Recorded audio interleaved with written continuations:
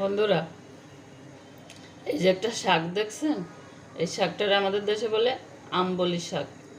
এই শাকে দেখেন ভেন্ডির মতো এই যে ফল হয়।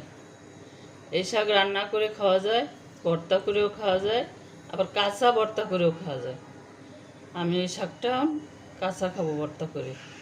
এই শাকটা ভর্তা করলে খুব ভালো লাগে, লবণ আর মরিচ দিয়ে হালকা টক টক লাগে, খুব ভালো লাগে।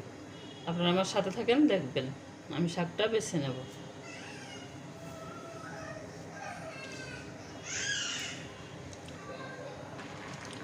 বন্ধুরা, এই যে শাকগুলো দেখেন বেছে নিয়েছে এরকম।